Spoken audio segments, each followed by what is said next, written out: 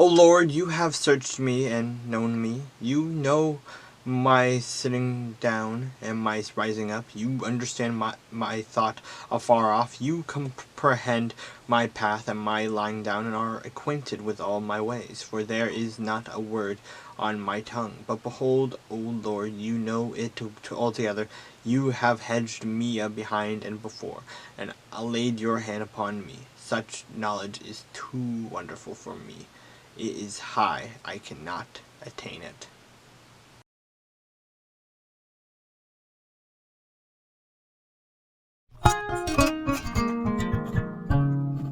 When Zebul, the ruler of the city, heard the words of Gaal, the son of Ebed, his anger was aroused, and he sent messengers to Abimelech secretly, saying, Take note, Gaal, the son of Ebed, and his brothers have come to Shechem, and here they are, fortifying the city against you.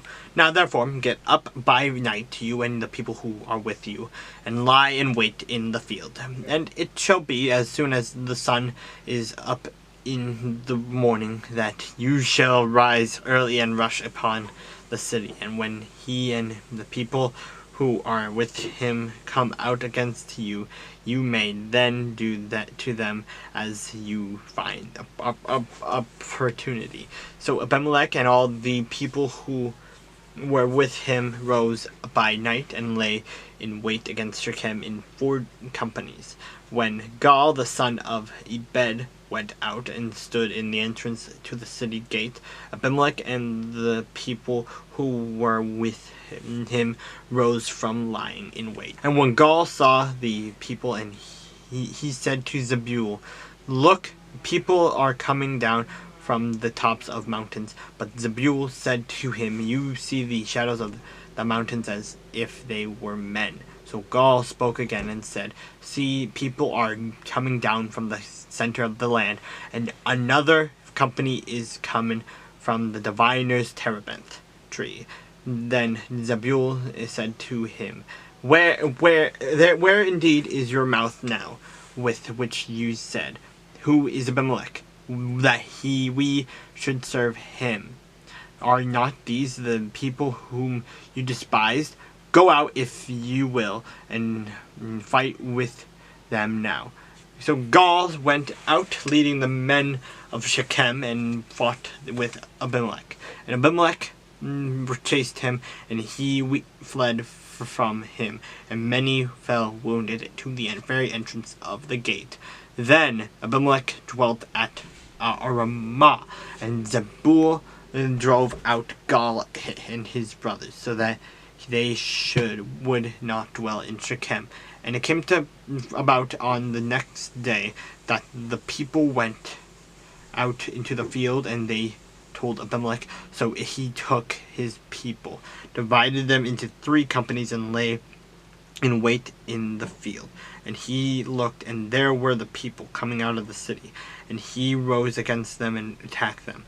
Then Abimelech and the company that was with him rushed forward and stood at the entrance of the gate of the city, and the other 2 companies rushed upon all who were in the fields and killed them. So Abimelech fought against the city all that day. He took the city and killed the people who were in it, and he demolished the city and sowed it with salt.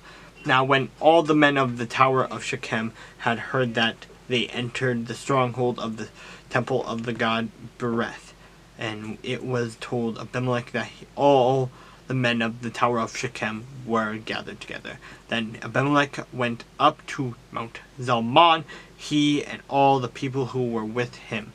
And Abimelech took an axe in his hand and cut down a bough from the trees and took it and laid it on his shoulder.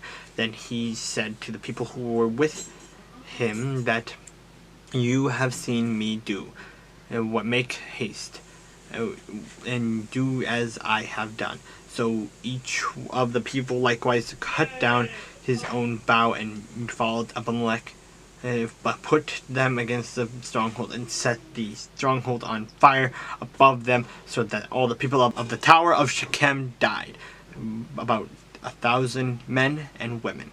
Then Abimelech went to Thebez, and he encamped against Thebez, and took it.